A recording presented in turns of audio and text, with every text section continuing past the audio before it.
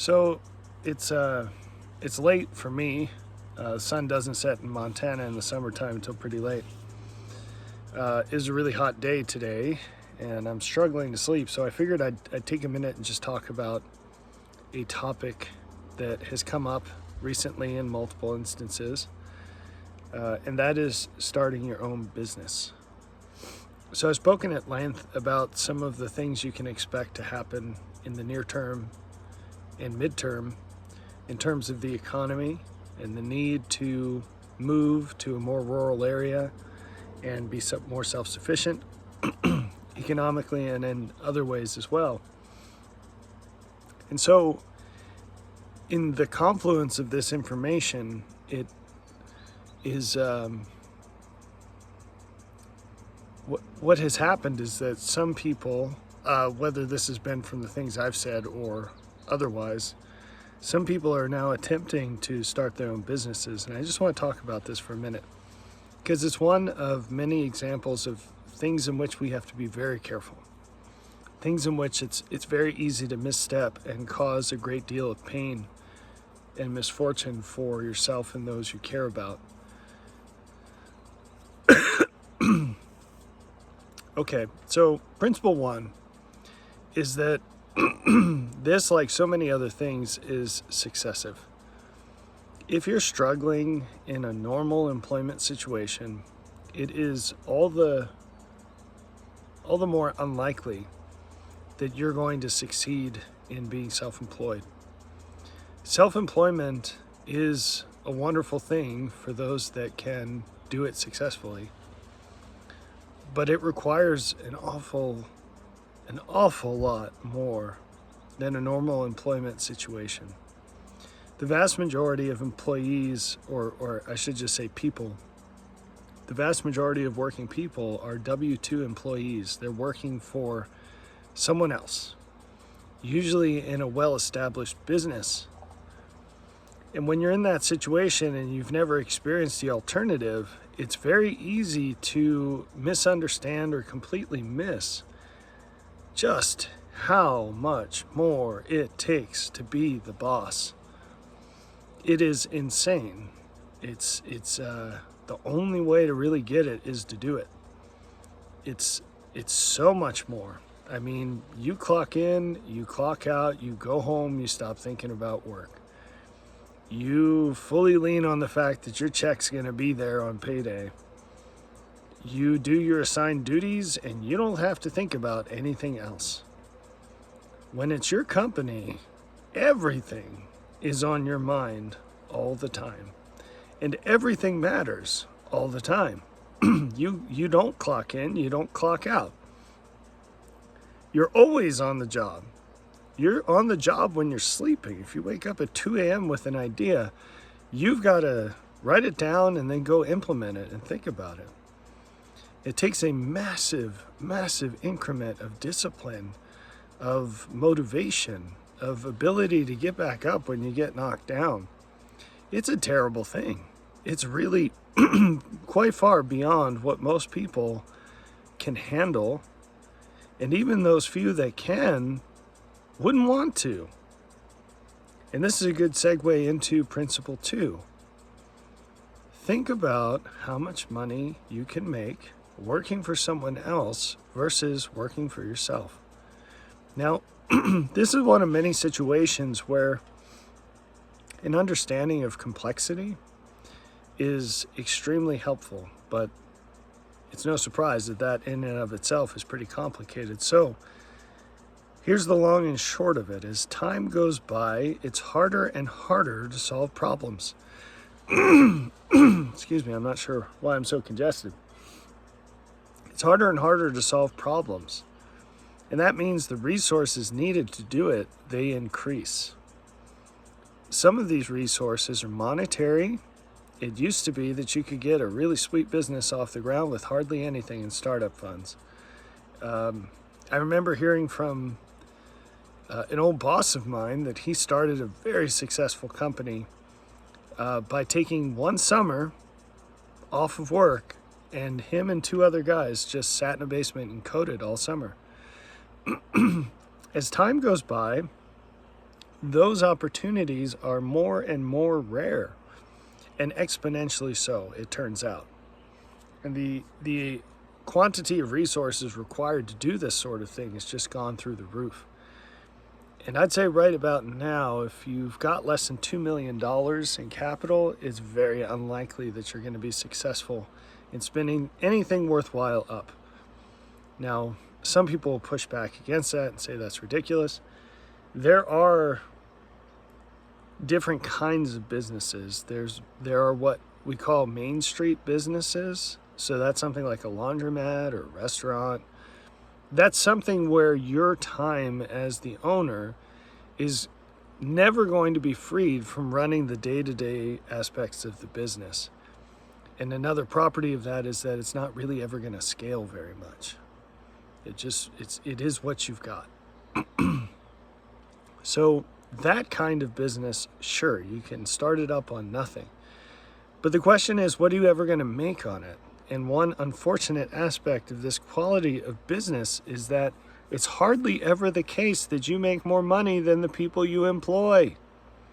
Think about that for a second. Your job is 10 to 100 times harder than anybody you employ, but you will make less than them. You will make less than them per hour. You'll work a lot more hours and have tons more stress, and everything is going to be at risk. You can't just sit it down and go get another job and pick up where you left off like they can. And you'll make less than they do per hour. So that's kind of a stupid thing to do. When we talk about starting businesses, we're almost always talking about businesses that scale, that give you an opportunity to earn much more than you could doing anything else. And the thing about these businesses is that they almost always fail. And so you have to be extremely confident in yourself and your idea, and actually have a really good idea, and even more importantly, really great execution. 80% of the success of a startup comes down to the execution. And so this comes into principle 3. Success in life is successive. Successive, one thing after another. What makes you successful in life makes you successful in various aspects of life. If you're a complete loser in all of these different facets of life, it's very unlikely that you are going to be successful as a self-employed business person. If you can't organize your house and your family, if you're a terrible husband or wife, if you can't even get a husband or wife, if you don't have rock solid kids that people are always saying, wow, your kids are amazing. If, you can't keep your room clean and your bed made and regular things, just regular things, life on easy mode causes you to curl up in a ball and have an anxiety attack, then having a business is probably not what you should try to do. You should probably aim for working for someone else. Now, so that principle of success is successive. So the reason it's important to find this out early is because doing something like starting a business takes massive investment of time, of money, and there's big old opportunity cost. What do I mean by that? Well, that's an established phrase. It's not something I'm coining. Let's talk about opportunity cost. When I went on an interview to get a job as a university professor, I was early because I'm usually early to everything. And I was hungry because I usually am hungry at all times. That's not as true anymore. So one of the gifts of getting older. But I found this chain restaurant, and I went in there, and it had just opened.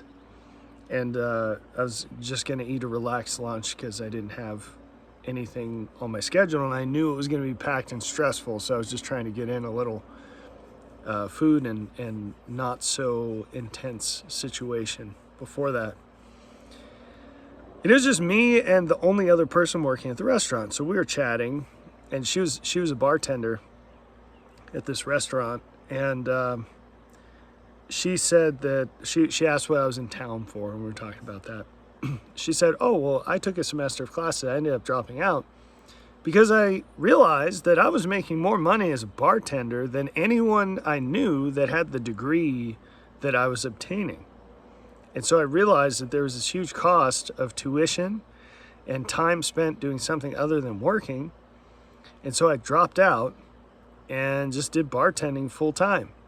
I said, huh. She said, yeah, all the people I went to school with are graduated now, and they have, say, $50,000 to $70,000 in student loans, and I have all this money in the bank. And she owned her own place. She rented out rooms, and she was on her way. I said, do you want to do this for the rest of her life? She said no, and she had some plans for things that she could do without a degree to employ her capital to make even more. I was very impressed by that lady, very impressed. And I said, you know, you're smarter than most of the people that you were going to school with. I hope you realize that. So that's opportunity cost. This lady realized that 4 years is a really long time when you're 18 years old. And that 4 years she spent earning lots of money as a bartender, and her friends, her peers, spent that time spending lots of money and earning nothing. And they did it in order to get a degree that wasn't going to actually help them make any money over and above what they would as a bartender. And so that's opportunity cost. You have to think about that. There is actually a meme out there, and I've known so many of these people, about software engineers who make $300,000 a year, who quit their jobs to start their own business where they're making $20,000 a year. This is a thing. It's a real thing. And this is the next principle. Don't overestimate what you're capable of. When we're advising people, we have to go on both edges of the knife. It's a two-edged sword. And on the one hand, there are people that need to be encouraged because they're capable of more than what they're doing. And on the other, there are people that need to be discouraged because they're doing way more than what they're capable of. They're attempting anyway, way more than what they're capable of. And frankly, today, there's a heck of a lot more of those people than the former category. Why? Because technology masks the consequences of our choices. It makes less apparent our capability. It makes our capability less apparent. Almost everyone in the United States enjoys a standard of living that is far above what they deserve. Meaning, if you pluck that person out and put them on a desert island somewhere, they would die immediately. They would not have air conditioning. You can hear mine running. They would not have the internet. They would not be under any illusion that they knew anything. Whereas nowadays, a lot of these people spend many hours a day online expressing very strong opinions about things that happen to be dead wrong very often. In spite of the fact that they have at their fingertips, they have access to all this information for free, they could easily see that they have no idea what they're talking about. This disease of overconfidence, it runs rampant. And so someone says, well, if I make $300,000 a year as an engineer, and this is obviously an extreme case, but it's a common one at this point, I make all this money doing my job, surely I could just go off on my own and do it by myself and make even more money. You need to understand that so often, not only are you not going to make that kind of money, you might not make any money, and it's going to be 1 billion times harder than your clock in, clock out job. Now, I speak these things from someone who has experienced it, although the data also supports me. Having started my own business and gone up that hill and gotten millions of dollars in financing and all these other things and built this incredible product that I am so proud of.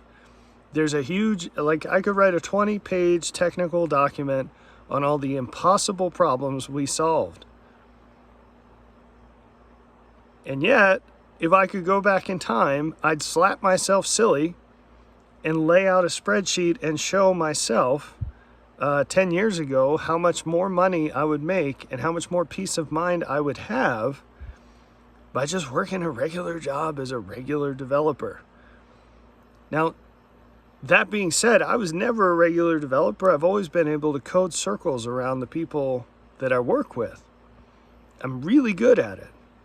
I'm really good at solving problems, especially creative problems. And yet, going back to that sort of thing, it'd be the easiest thing in the world for me. I could do it with 2% of my brain. So why do people feel the need to stretch beyond that? In some cases, one of the motivations is this desire to accomplish more good in the world. That was certainly my motivation. I thought, yeah, I can do this, but I can do more. And if I do more, I'll have more resources. And if I have more resources, then I can retire young and then go do the things that have more meaning outside of my home. But you know, in both cases, I can provide for my family, and then I can retire early and go do bigger things outside of my home, more important things. Most people do not have that motivation. And the ones that say they do are usually either lying or it's minor compared to their real motivation. And what's the real motivation? Pride. Pride. They think, well, if I make $300,000 a year as an engineer, I can make $500,000 a year as a CEO of an engineering firm or a startup or whatever. Or I can make $10 million. I can do it all. And they don't stop and think and realize how much of that, their ability to make $300,000, actually comes from the contributions of other people. People who are doing more than them in many cases. And even in other cases where they're ancillary roles, there's still things that they can't do themselves and that actually cost a lot of money to get other people to do. We're in a world where things are really complex, and they're getting more complex by the day. It's really, really hard as a single person to do something valuable enough to earn lots of money. Most of the money that most people make is far beyond what they deserve. It's far beyond what they contribute. It's funny money. It's funny money. Now, AI is taking a big chunk out of that, where these people that go to work and kind of have made-up jobs that don't really help very much, they're getting laid off. But you are just accelerating this path back to earth, back to reality, if you want to kick out and do it for yourself. Now, all this being said, you might hear this and say, Rob, you know, you're whipping me all around because you've talked extensively about self-employment before and how it's a good thing and how it's a good way to get independent. Now you're saying I shouldn't do that. That's not what I'm saying. I'm saying, in general, this is another principle. And as we proceed here, you're going to see that the good things are actually way more expensive than you thought. That doesn't mean you shouldn't go for them, but you better have both eyes wide open, understanding the costs. And a principle I'm trying to give you to help you is to understand that these things are successive. If you stink at life in easy mode, you will not succeed in being self-employed and building a business. It ain't gonna happen. Sort yourself out where you stand presently, and then take the next step. Another great piece of advice is that you can kickstart these things while you're still full-time employed at something else that's paying your bills sufficiently. It's called a side hustle, right? And usually you don't switch over to that until you can make a certain percentage of what you're making right now. Now, what does this mean? If you're already working a 40-hour-a-week job, you need extra time. And odds are you're going to need some cash because things aren't free. Well, that's hard. And it means you need to do everything else as efficiently as possible, more efficiently than you're doing it now, so you have surplus. If you want help with that, go read Joy on Purpose. If you do what that book says, you will have surplus. Your life will be massively more efficient than it is right now, massively more productive and organized. Don't just jump willy-nilly into these things. It's a big deal. And as you're going through it step by step, not focusing on something far off and living this fantasy about, oh, I'm going to start a business and you're on unemployment and you have no capability of getting a normal job anymore because you nuked all your contacts because you're a doofus. And you got fired from your last job for not doing your last job. You're living in fantasy world, right? Take it step by step. And if you find out along the way, on the next step that you're working on, that this just isn't for you because you're not willing to do what it takes, you're not capable of doing what it takes, that's a wonderful thing to find out. You know why? Because that adds massively more meaning to whatever you're doing before that or right now. So let's say that the most you can contribute in a professional sense is flipping burgers at McDonald's. Well, if you just sit there and daydream about being the CEO of the next Fortune 500 company all day, you're going to be miserable because you're going to think, man, I'm just living here flipping burgers and I deserve so much more.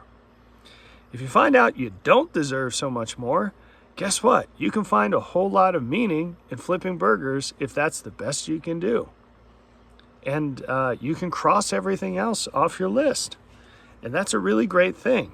This might sound like a pretty lame thing, but it's not. It's great. There's a place for everybody, and you need to figure out your place and not live in fantasy world thinking that you're going to be a millionaire next year if you can't even figure out, how to get out of a wet paper bag. You have to be content with your place in life. You should try to achieve more and accomplish more. But if you try that with all your might and you find out that you actually don't want to try it with all your might, you actually are kind of a lazy person or a person that gets overwhelmed easily, or you do try it with all your might and you just get squashed, well, great, you figured it out. Now go back to the regular scheduled programming and be happy about it. Again, if I went back to being a quote-unquote normal programmer, I'd be super happy about that. I'd be absolutely ecstatic. I mean, again, I could do that with 2% of my brain. I would never, ever be stressed out. My job would be as easy as if I went back to putting canned goods on the shelf like I did when I was 16. I worked at a grocery store. It's the easiest job in the world, You walk around, you put cans on a shelf. Piece of cake. You don't even have to think about it. And you can be content with that if that's the greatest contribution that you're capable or willing to make. So I hope this is helpful.